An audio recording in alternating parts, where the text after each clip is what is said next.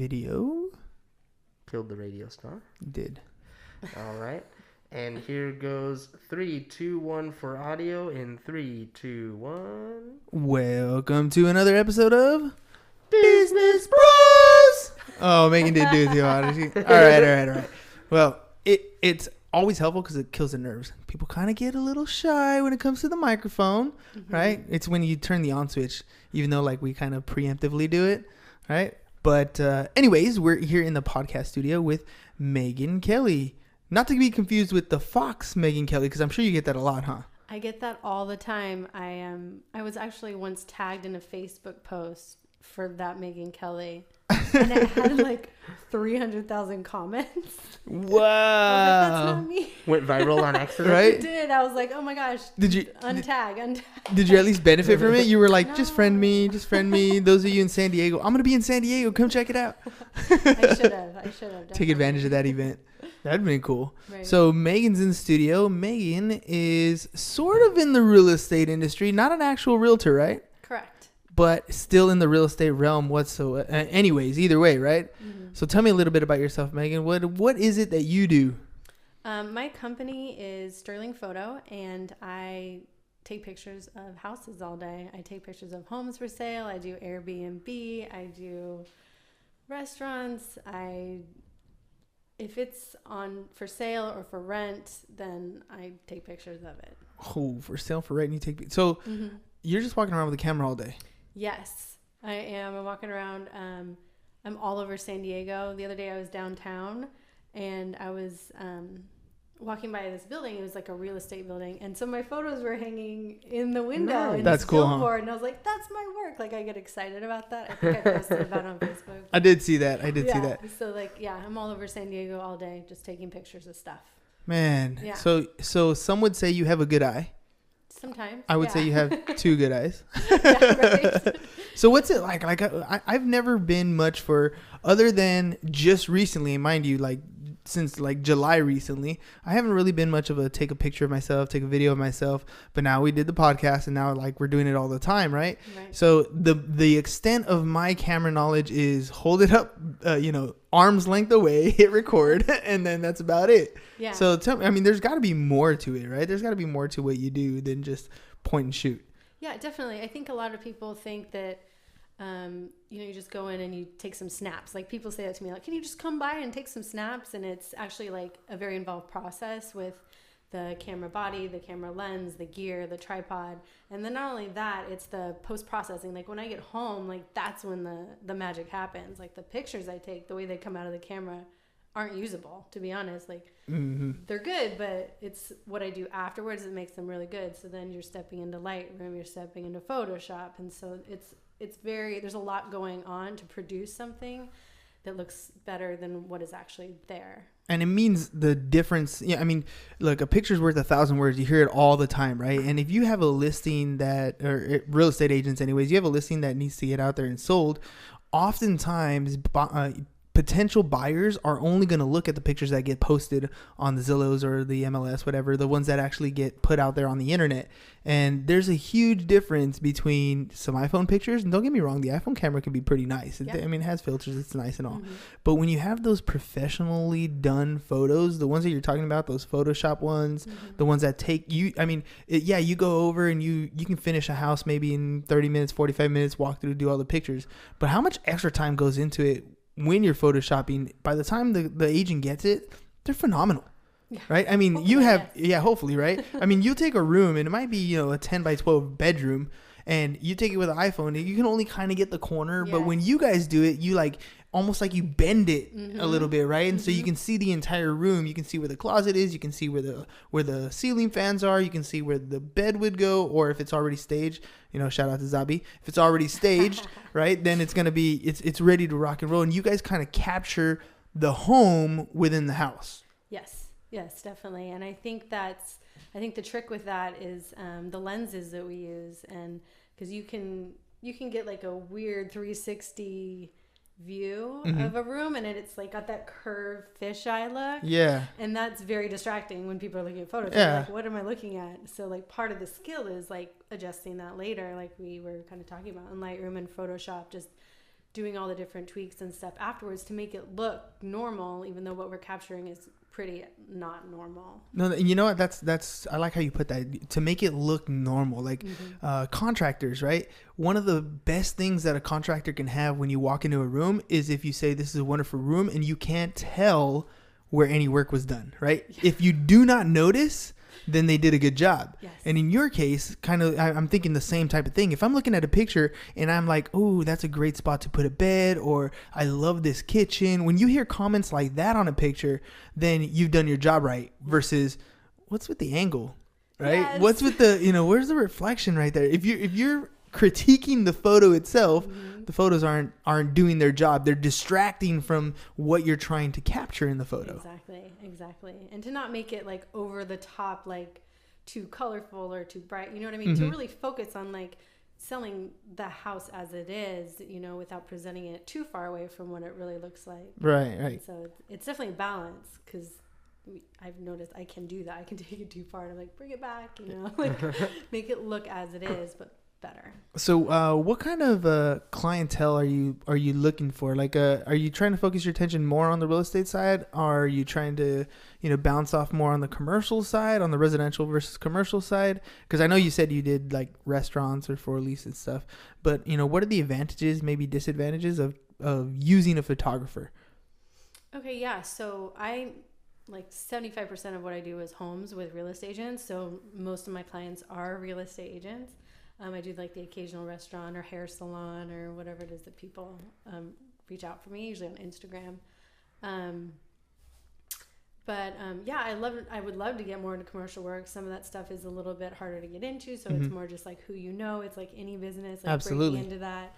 I do a lot of, like in San Diego, the great thing is I do $500,000 to $4 million houses like on a daily basis. Like everything I do is like really nice in general, which is really an advantage for like my portfolio and experience, and the market here is so good and it's always moving, so it's been like just maintaining the clients I have and then just reaching out to new clients, because a lot of real estate agents don't know where to look for a photographer. They've never used one, like new agents or old agents, and like just being available to them, like putting my name out there on Facebook, Instagram, whatever it is, like making sure like, hey, I'm here if you need help selling your property. It's funny how that works though, huh? Like you're like, I'm here, I'm ready to work. And it's one of those things, like real estate agents have a hard time when they're a listing agent anyways, finding people like cleaners, finding people like stagers, finding people like photographers, right? All these little ancillary products that go with, trying to get the property sold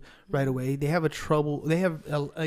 who do I trust? Who do I contact? How do I refer you? So it's good to know that you're working with some of these higher end places on a more regular basis, because when you work with the higher end listings, they have a lot of a different kind of mindset. Things need to be exact, precise, clean, prestige, right? And so you get that skill when you're working with the higher end stuff. And then when you do work with the lower end stuff, the regular, the single family homes, the starter homes, you kind of take a little of the skill that you learned here and apply it to that area. Yes. Right. Absolutely. I mean, those are the different camera angles that come out. Those are different. We're going to place the glasses this way. We're going to position this couch this way. We're going to take the camera from this angle. Yeah. Right. And tell me about those little skills that you're taking into smaller end homes from the higher end stuff. I think that's kind of cool. Yeah.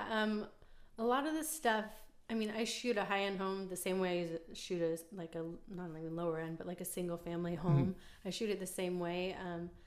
I think that with the higher end homes, like they're more ready to go. Like this is it. Yeah, they've staged everything. It's cleaned. It's ready to go. And then I go to like the single level homes that aren't as high end, and it's more. I have to keep my eye out on other stuff. Like, is the toilet seat up? Is the paper towel holder got paper towels like open all down? Are their cabinets open? Just like little stuff I have to pick up on. So like in a way, like the bigger homes are easier in a sense, but the smaller ones are more, you have to be more detail oriented. You kind of find yourself being a mover in some sense, right? Yeah. You're like moving a couch this direction, moving. Yeah. Let's get all this clutter stuff. Let's move it away from the camera real quick, and then we'll shoot this angle. Exactly. And I spend a lot more time in closets, in showers, in smaller homes. I have to climb inside closets. Take little to, step like, stools. to squeeze in there, Yeah. because a lot of them are like, I don't know, it's 800 square foot home. Like, Yeah, there's not a lot let's of. figure this yeah, out. you got to really get into every knick-knack and corner. Yeah, so you got to make sure everything is just right in those, smaller. Do you have an average number of photos that you would take at one house? And like, if you say take 100 photos, how many do you actually use? Yeah, so I would probably take on average like 100, 150 photos in a home, depending on the size. And then I give 25 photos to my clients in the end product, which is actually really difficult to like have all those options and then narrow it down, like to curate it for them. Like, what do I think is important? What did I hear them say is important? Like finding that balance, like what displays the home best. Like every home has stuff you don't want to show. Right. But at the same time, show the stuff that is important. So it's this whole balancing act and making sure you're paying attention to the client, the realtor, and their client, and what they like about the house. Do you kind That's of a skill right there. Yeah, it is. I was wondering, do you kind of like storyboard it, right? Kind of like, this is when you walk in the front door. This is what you're gonna see on the right hand side. This is what you're gonna see on the left hand side. Because I think it makes a big difference. The MLS is only gonna let you put those 25 photos in, right? Which is why you get the 25, which is cool. But I feel like part of the listing process has to be how you enter those photos. Like there has to be a way that you're inputting them in a specific order so that you feel like you're walking through as you click next. You know what I mean? Definitely. I think that I try to shoot the home in order for that reason, because as I'm shooting it, I'm getting a feel for the home and like a vibe for it, and like how it flows. And then when I do get those final photos, I can show what my experience was actually walking through. Like, oh, when I first walked in, I love this, this little dining room table and the chandelier right away. So that's what I noticed first. Let's show that first. So it's that same idea of like storyboarding, kind of paying attention when I'm in a house, not just to like go in and shoot. Like, what am I experiencing while I'm in there, so I can express that. So let's assume we have like a newer agent, right? Somebody this is going to be my first listing. I've never done anything like this. I heard Megan was a good photographer. What should a new agent know ahead of time so that when you come in, it's smooth? They get the best quality photos, in that time frame. Because sometimes they just don't know, right? They just call you, they schedule an appointment, and then you get there and you're like, oh, okay, well, this is not going to be a good photo shoot, right? So you want to kind of avoid those things ahead of time. What are some good tips that you might give a new agent just getting their first listing? Yeah, for a new agent, I just recommend less is more. Like, if there's anything on countertops, take it off. If there's anything on a table, take it off. Put it in a closet, put it in a garage. Like, to display the home, it's easier to do without stuff distracting your eye, like pulling your eye towards the stack of magazines or the box in the corner. And like, I know most people don't live in a home that's empty all the time, right? So it's difficult to prepare. But like, if the real estate agent lets their client know that, like, if you can, anything you can lift and put away easily to do that, that makes such a big difference. And it makes me coming and doing what I do easier, and then the overall product is better. It's cleaner. It's just more well done. So make sure you go in, you declutter. Right. Make sure you go in and try to get rid of as much stuff as possible. Wash the dishes, or at least put them away. Yeah, put them away. I don't even care if they're clean. Right. Just put them away. Keep them in the dishwasher. You don't even have to hit start, right? Don't worry about that. Cool. What about like exterior wise? Right? Do you do exterior pictures too? Yeah. Droid one, like drone ones? Yeah, droid. These are not the droids you're looking for.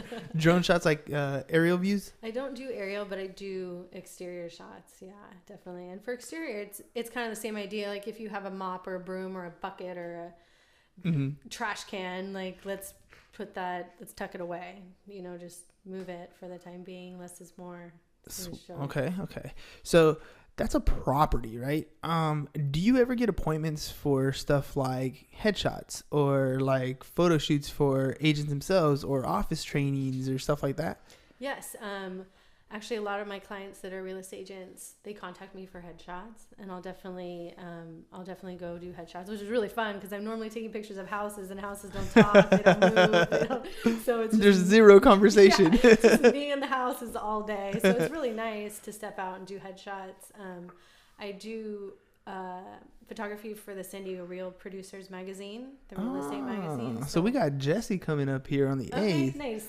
Perfect. Nice. Yeah. Okay. So I do a bunch of shoots with whoever she has for the month, and I go and I shoot them, and usually those are really fun. The last one we did was for Everything Creative Design, which is a staging company, and we went to their warehouse and they stood on like a ladder in the warehouse, and it was really cool. Like that's really fun to incorporate into what I do normally. It's a nice balance. Tell me a little bit about your relationship with Real Producer, because I'm kind of I want to hear some more stories there, only because she's gonna be in a future podcast too. Okay. And so it's kind of cool to be like, hey, Tell you all the Megan secrets. told me a couple stories. Yeah, these were cool. So like, and think back for a second. I'll give you a little bit of time. Think back for a second. Some of the cool stories. Just like that one, but it may be like agents or some stuff that you were worried about, like today, for example, right? Like when you have days where technology is not in your favor.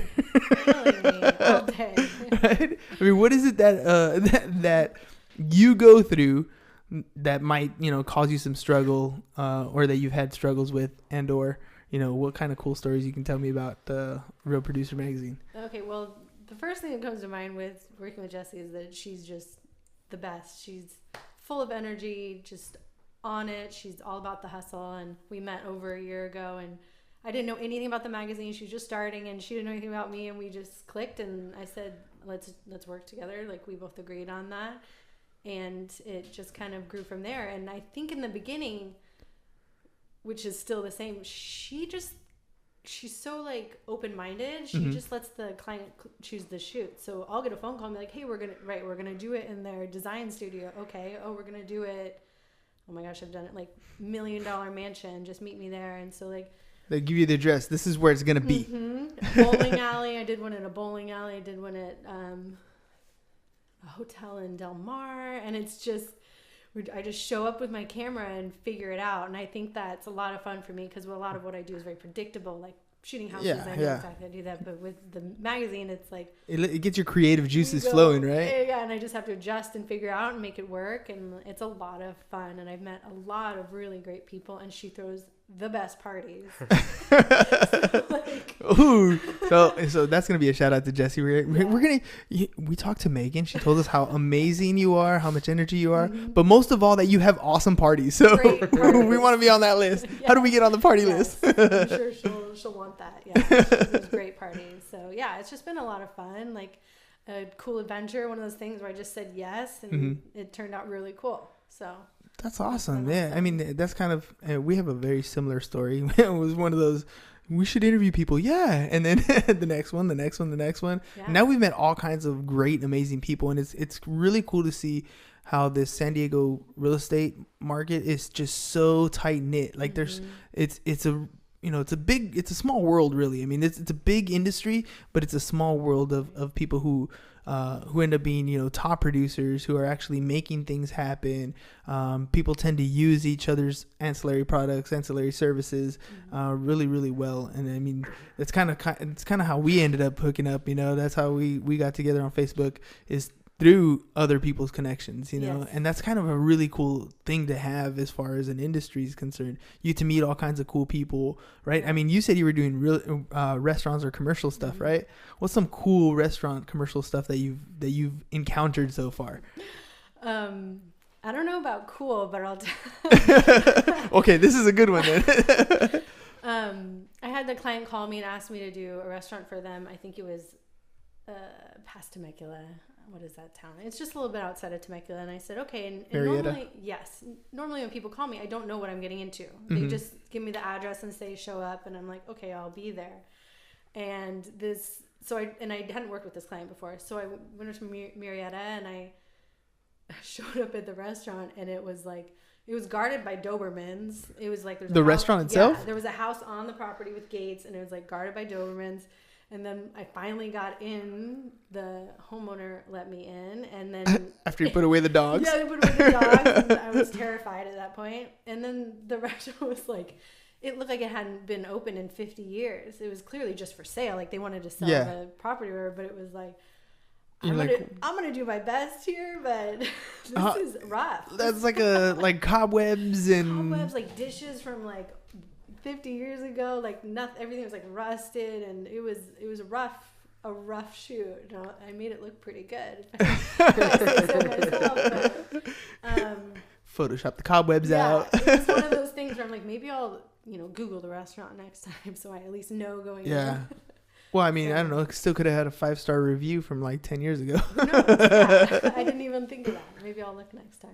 Cool. I mean, getting to know these. I mean, you're traveling all the way to Marietta, so getting to know people in all kinds of areas has been really cool, right? I mean, you've there's real estate agents that you've met, there's restaurant owners that you've met, there's abandoned buildings and Doberman pictures that you've met, but making these connections, how's it been as far as opening doors for you? It's one thing to start a business and then go out and take pictures and market yourself on Facebook a little bit here and there, but the bulk of your business had to come from the relationships that you've built, right? Yeah. So tell me a little bit about your, in your business, what you've been doing to grow, Hashtag powerful relationships. Hashtag powerful relationships. What have you been doing in your business to take it to a new level, right? To make this sustainable over a long term. Yeah, I think when I first started, I began the Mission Beach Real Estate Association caravan, and that's where I got my first client, and I became part of that community. I would show up every Tuesday, I'd pitch, I'd introduce myself, and over time people kind of remembered me, and I started from there. And then over time it was Facebook first, and then Instagram that became the main source of connecting with people. All right, hold on a second, because I don't think not everybody knows how the caravans work. Oh, okay. So usually a caravan is, correct me if I'm wrong, if yours worked a little bit different, but usually it's a group of people that are going to go and see homes, right? And so there could be title people, there could be escrow people, there could be real estate agents, there could be photographers. It's, the invite's out there for whoever wants to go. And so you guys kind of meet up at a place ahead of time, right? And then everybody kind of goes through this let's get to know each other type thing, right? And so when you're talking about pitching, that's what you're talking about. You're showing up to these basically real estate related network events, and then you're going to go check out some houses, right? Yes, I would show up every week, and you get a few minutes to pitch your service if you're an exterminator, a stager, or whatever, any affiliate. And then you mingle and chat, and then you go look at the houses if you want. And, Perfected that elevator speech, huh? Yeah. Because you got to have your pitch down, right? It's literally like 20, 25 people, right? The caravan? The caravans? The caravans are usually, the Mission Bay one is it's usually about like 60 to 100. Oh, even bigger. It can be pretty big, yeah. Yeah, so if everybody's taking a minute to introduce themselves, that's going to be an hour, right? So you don't want you got to keep it really quick. Here's my name, here's what I do, that's it. Yes. And then the money comes from the big bucks come from the relationships you build after, the little mingling that you do, the person you sit next to when you're going, when you're seeing the houses, the comments you're making. And so, I just wanted to, make sure I stopped and focused our attention on that, because that's powerful, right? I mean, that's really where you got started. Yeah, the Facebook stuff is going to come here in a second, which I'm interested in too. Yeah. But the bulk of your start came from building those relationships. That's where you got your first client. That's where your clientele kept going. Sorry about that. I seen it flying around.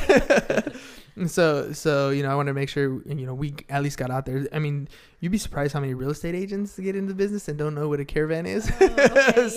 So it's kind of a good thing to reach out and be a part of if that's something that you definitely want to build a business on, especially if you have something outside of being an agent itself. It's a good place to go. It's a good place to meet agents. And they're everywhere. Like I started in the Mission Bay one, and then I go to the downtown, and then I go to the Metro one, and then I go to the Point Loma one. Like there were weeks there where I was going to almost all the caravans available. Yeah, because you want to meet as many people as possible. I wanted to meet everyone. I want to know what everyone does, what they need, what they're looking for. Like I just wanted to learn my audience, I guess, in a sense, and that kept you busy, right? Yes, you started, Yes, it did. Very busy. But that's the goal of every business, right? I mean, you're in business to be of service to others, to go out there and do what it is that you do best, and in return, you're going to get paid for it. Yes. How are you going to do that if you don't go out there and talk to people and tell them what it is you do? Exactly. Right? Yeah. So, that was that was a gem that we kind of grazed over. So. Okay. Cool. Okay, so you did a lot of the caravanning stuff, right? And did you have like a career before that you transitioned to, or did you just kind of decided hey, I graduated high school and this is what I'm going to do, photography? Oh no. No, I was working in the restaurant business for a really long time, and I had my bachelor's degree, and I was still working in the restaurant business. I didn't know what I wanted to do, and I'd always loved photography, and I wanted to go back to school for photography, and UCSD Extension offers a program for digital photography. So I started in on that, and then halfway through, I was like, I want to take pictures of houses and buildings. Like, that's awesome. That's You fun dug it. to me. Yeah. It's exciting. Everyone wants to take pictures of babies and flowers, and I was Those really, are cool. Which are cool, but I was like, these buildings are really fun to like adjust and fix and stuff in Photoshop. And so, So you decided to take a plunge. So I just kind of jumped, yeah. And I learned a little bit about business, and by the time I was done with that program, I had already started. I had my fictitious business name. I had learned about business, and I had started getting clients. Well, that's the big thing. Yes. Getting the clients. Getting the clients. Was it a big risk that you ended up taking, or were you able to like kickstart right away? Like, okay, I'm gonna roll over and I'm good. I'm off and running. Or was it like a slow start? Because we talk about a lot of real estate agents, and I mean, a lot of them tell us they get into the business and it's like 3 months, 5 months, 6 months, 8 months. Finally, I close a deal. That's 8 months of no income. Yeah. Right. That's tough. How was it on the photography side when you caught in? Was it a slow start, or were you just running? It was a slow start, but I worked in the restaurant business until I could no longer do both. So That's it was a smooth simple transition. Yeah. It was like, I can't work here anymore because I have so many I'm clients. too booked. I'm too booked. And Right. so then I made the jump, which is still difficult to do. You went from a stability to now it's all on your shoulders. That's it. Yes, but it needed to be done because it's you got to go forward. Yeah. Now you wake up every day doing what you want to do. Yes, which is way better. There's nobody telling you, table for 4, please. Yes. So, what is next for Miss Megan Kelly? What is next? I think this year, it's just about like maintaining what I've done and gaining new clients, maybe different areas. Like I'm already in Murrieta and Temecula and a little bit north, like maybe getting a little more out there. Just kind of expanding, like doing stuff like this, podcasts, getting my name out, just basic marketing. Stepping out of your comfort zone a little bit, right? Yeah, and stepping out of my comfort zone, keeping the marketing going, just kind of seeing what unfolds for sure. So your favorite social media feed has got to be Instagram. It's for fun or for work? For work, of course.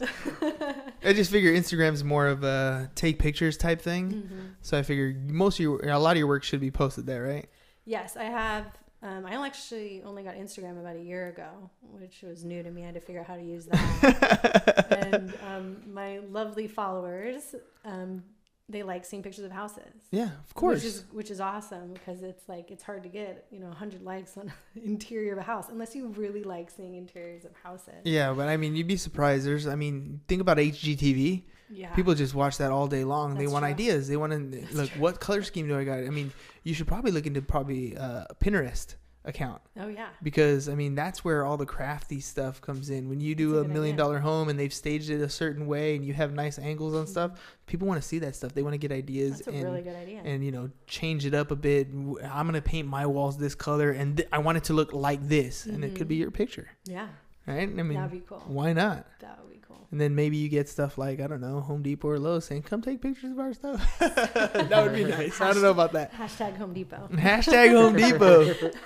Well, because we're dubbing 2019 the year of abundance, right? That's right. Oh, nice. The year of abundance. So hopefully that's what comes your way. How are we doing time? Good. We're good. All right. I mean, the good as in we're... Good as in thumbs Yeah. up. Okay. All right. So as we're finishing up in time, right, the little biological clock is saying "Deet, deet, deet, deet." So I want you to address the camera and let them know, how do they get in contact with you? What's the best way to reach you? You can even point down because your contact info is going to be right there anyways. But yeah, tell them a little bit about you, how they get in contact with you. What's the best way to reach you? Yeah, the best way to reach me is phone number, which is on the screen, 858-945-4648. And I'm on Instagram at SterlingPhoto1 and Facebook, Megan Kelly. And you can contact me through Messenger, send me a text, give me a call. anything. Anything. Send me a letter in the mail. Boom. I haven't figure it seen a out. letter in the mail in a while. That would be cool. Though, That would be cool. I'd actually open it, right? If you addressed the letter to me and it was handwritten, I'd write back and I'd handwrite something back. I just feel that obligated to, right? Yeah. Send all correspondence to 1122 Main Lane, National City, California, 91950. Right? There you go. I'll take all your letters, fan letters. And checks. And checks. Yeah, checks too. And then lastly, who do you think would be a good person to have on the podcast? Well, you already have Jessie coming on. Yeah, so Jessie gets she's tagged a quite a rock bit. star. I mean, everybody we talk to says Jessie's full of energy. She's the real deal. She's a Yeah. good individual, great person.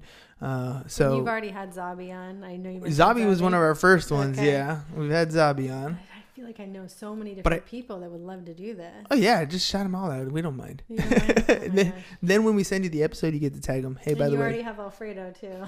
yeah. So I mean, the list keeps growing and growing, which is kind of cool. We get to meet all these cool people and then sit down and talk to them. They get to tell us their story about what it is they do and how they do it and how they're rocking it, and we love it. Yeah, I'd probably say, I mean, I feel like I know so many people, but Natasha Kaidigas, and she's with an escrow company. All right. And let's see. I'm struggling. I'll think of some more. All right. So we'll make sure that when we do send you the episode, just go ahead and when you go to share it, just tag whoever you want. Okay. Say, I think you'd be awesome to be on the podcast, and then when they respond, I'll be right there to close the deal and get them on get them on the calendar. We're booking maybe 2.5 weeks out. I mean, it looks like we got like 15 on the board there. Yeah. So we're about 2.5 weeks out, but I mean, we'll get you on the podcast and, enjoy your company and get to know you personally, right? Yeah. Because now you're a business. Oh, we say business girl, huh? Business girl. Business girl. But you're family. So we learned that from Zabi, by the way. With every podcast episode, we gain a new family member. That's cool. So welcome to the Business Bros family. Thank you. By the way, anybody out there, if you guys have any questions, Hernan at csfirst.com, James at csfirst.com, or you can follow us on our social media feed at Business Bros Pod. Megan, thanks for being on the show. Thank you so much for having me. Of course. And that's all we got for you guys today. Peace. Bye-bye. And I'm out. I forgot to mention that you were like Darth Vadering it over there the whole It's all time. good. Wasn't even on camera.